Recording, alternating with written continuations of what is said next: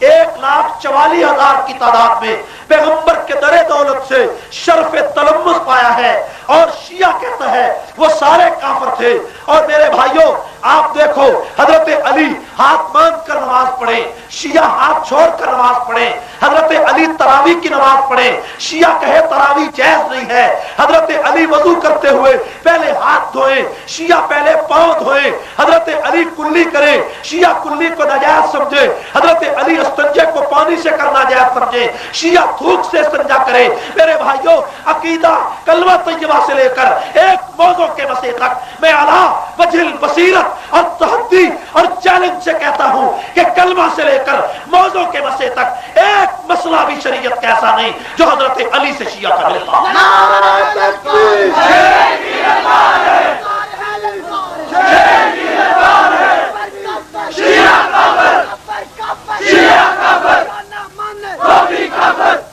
یہ کانفرنس فاروق حسین کے نام پر ہے۔ حضرت فاروق اعظم رضی اللہ تعالیٰ عنہ کے بارے میں شاعر ندیم بھائی نے بڑی اچھی گفتگو کی ہے۔ میں پیغمبر کے نام سے حضرت حسین اور خاندان نبوت کے بارے میں کچھ باتیں عرض کرنا چاہتا ہوں۔ میرے بھائیوں بڑی کھلی سی بات ہے، اس اجتماع میں سمجھدار پڑھے لکھے لوگ، دانشور، علماء، طلباء اور اس علاقہ مری کی اہم شخصیات موجود ہیں۔ ایک دعوت فکر بغیر کسی نکتہ چینی کے، بغیر کسی چیلنج کے، بغیر کسی تحدی کے، بغیر کسی تلخ لہجے کے آپ کے دروازے پر آپ کی خدمت میں رکھنا چاہتا ہوں۔ ایک دعویٰ ہے اور اس دعوے پر دلائل دینا چاہتا ہوں کہ شیعہ کا حضرت علی سے، حضرت حسن و حسین سے اور فاطمہ الزہرا سے کوئی تعلق نہیں۔ پھر آپ کہو گے کہ 14 صدیاں بیت گئی، شیعہ علی کا نعرہ لگائے، علی کا نام لے، علی کی سے مدد مانگے، علی مرتضیٰ کی بات کرے، حسین کا نام لے کر تاکہ نکالے، فاطمہ کا نام لے تو اگر شیعہ علی اور حسین کو نہیں مانتے تو پھر آپ کا دعویٰ کیسے ثابت ہوگا؟ میرے بھائیوں میں کہنا یہ چاہتا ہوں کہ علی کا نام شیعہ اس لیے لیتا ہے تاکہ ابو بکر کو کافر کہنے میں آسانی ہو، علی کا نام اس لیے لیتا ہے تاکہ عمر کو کافر کہنے میں آسانی ہو، عثمان کا نام اس لیے لیتا ہے تاکہ علی حسین کا نام اس لیے لیتا ہے کہ عثمان کو کافر کہنے میں آسانی ہو۔ کیوں؟ اس لیے کہ یہودی ہو، عیسائی ہو، سکھ ہو، وہ تو صحابہ کی تعریف کرے، اور شیعہ چونکہ یہودیت سے آگے، یہودیت کی کوکھ سے جنم لینے والا ایک منافقت کا نمبردار کتنا تھا، وہ کھلے عام ابو بکر کو کس دلیل سے برا کہتا، عمر کو کس دلیل سے برا کہتا، اور جب تک صحابہ کو برا نہ کہا جائے اسلام مٹ نہیں سکتا تھا، اسلام ختم نہیں ہو سکتا تھا، اسلام میں شکوک و شبہات نہیں پیدا ہو سکتے تھے، قرآن کی تعریف کا عقیدہ وضع نہیں کیا جا سکتا تھا۔ تو ابن سبا جس کا نام عبداللہ تھا، عبداللہ ابن سبا جو نسلاً یہودی تھا، شیعہ مذہب کا بانی تھا، یمن کا رہنے والا تھا، جس کا قد چھوٹا تھا، جس کی آنکھ ایک آنکھ سے وہ اندھا تھا اور رنگ کالا تھا، وہ نسلاً یہودی شیعہ مذہب کا بانی تھا، وہ یمن سے کیوں آیا تھا، وہ مدینہ میں کیوں پہنچا تھا، اس مولا دلیلوں سے مدینہ سے کس جرم میں نکالا تھا، اور پھر اس کے بعد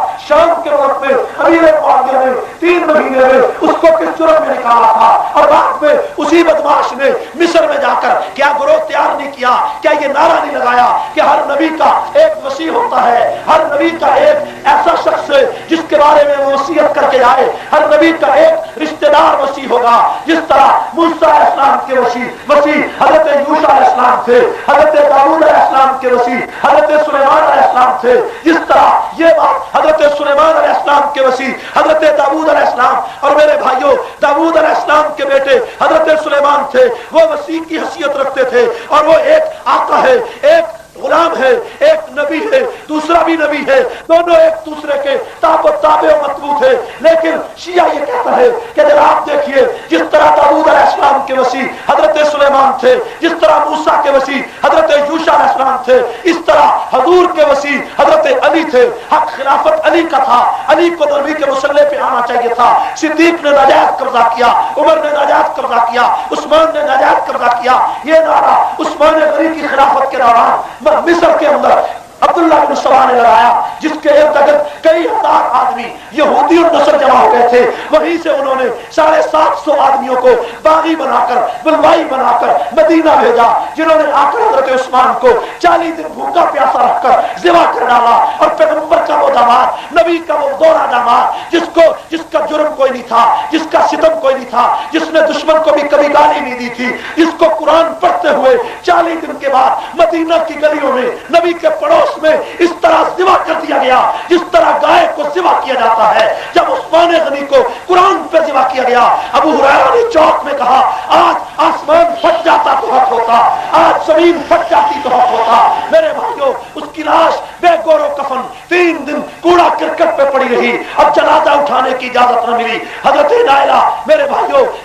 کٹی ہوئی انگلیوں کے ساتھ جنازہ کے آگے آگے چراغ لے کر جانا چاہتی ہے، اجازت نہیں ملتی، شام کو اجازت ملی۔ میرے بھائیوں، اس منظر کو دیکھو کہ وہ عثمان غنی جب اس کا جنازہ نبی کے روزے کے سامنے آیا، ہاتھ غیبی سی آواز آئی، اے روزے میں سونے والے پیغمبر، اس اپنے دورے داماد کو ذرا قبر سے چہرہ اٹھا کر دیکھ لے، جس کو تو نے یہ کہ بات دیگرے، جس کے نکاح میں 2 بیٹیاں دی تھی، آج یہ تیرے شہر کی گلیوں میں اتنا مظلوم ہے کہ اس کے جنازے میں 4 سے زیادہ آدمی نہیں آ سکتے۔ کعب بن مالک کہتے ہیں صحابہ دھاڑے مار کر روئے، چوکوں میں روئے، گھروں میں روئے، عورتیں روئیں، اور کعب نے کہا تو اے کعب اپنے باپ مالک کی موت پہ روتا ہے، عثمان کی شہادت پہ کیوں نہیں روتا جس کی شہادت سے پہاڑوں میں زلزلہ آیا؟ میرے بھائیوں، مری کے لوگوں، الیوٹ کے لوگوں، یہ پہلا ستم تھا، یہ پہلا خنجر تھا جو عثمان کے سینے میں پیوست کر کے عبداللہ بن سبا نے اس امت سے اسلام کی سربلندی کا انتقام لیا۔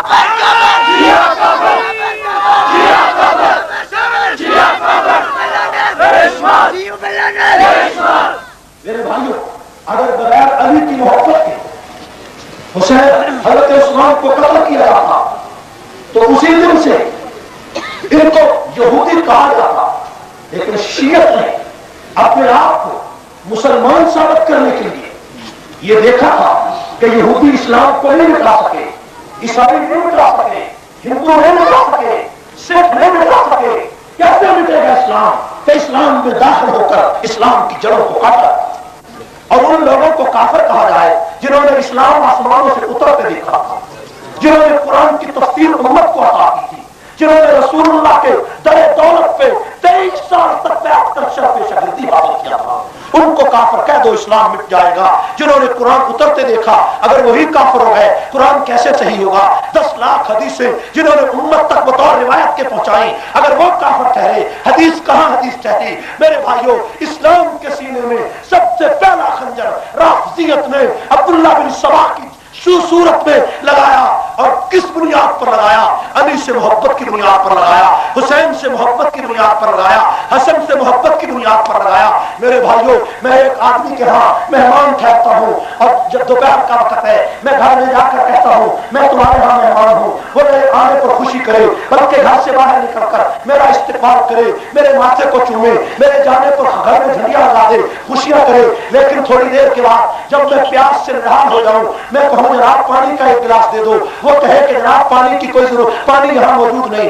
حالانکہ پانی ٹھنڈا موجود ہو، وہ پانی نہ دے، تو پھر میرے دل میں آئے گا کہ اس کا جو میرے ساتھ محبت کا دعویٰ ہے فضول ہے، میں پیاس سے تڑپ رہا ہوں، یہ مجھے پانی نہیں دیتا، زبان سے کہتا ہے کہ جناب میرا دعویٰ ہے میں آپ سے محبت کرتا ہوں۔ سوال یہ ہے کہ علی المرتضیٰ کا اعلان ہے کہ کلمہ لا الہ الا اللہ محمد رسول اللہ، ایک آدمی علی سے محبت کی بات کرتا ہے، وہ کہتا ہے میں تیرا کلمہ نہیں مانتا، علی کہتا ہے کہ قرآن 30 پاروں والا، وہ کہتا ہے میں 30 پاروں والا قرآن نہیں مانتا، علی کہتے ہیں میرا پہلا امام صدیق تھا، وہ کہتا ہے میں صدیق کو نہیں مانتا، علی کہتے ہیں دوسرا امام عمر تھا، وہ کہتا ہے میں عمر کو بھی نہیں مانتا، علی کہتے ہیں تیسرا امام عثمان تھا، وہ کہتا ہے میں عثمان کو بھی نہیں مانتا، علی کہتے ہیں سارے دنیا دجال ہوگا کہ علی کے کلمے کو نہ مانے، علی کے قرآن کو نہ مانے، علی کے دوستوں کو نہ مانے، علی کی نماز کو نہ مانے، علی کے حج کو نہ مانے، علی کی زکات کو نہ مانے، علی کے روزوں کو نہ مانے، علی کی تہجد کو نہ مانے، تو پھر مجھے چوکوں چوراہوں میں اس دجل کے چہرے سے پردہ اتار کر امت کو بتانا چاہیے علی کا خدا اور شیعہ کا خدا اور، علی کا قرآن اور شیعہ کا قرآن اور، علی کا کلمہ اور شیعہ کا کلمہ۔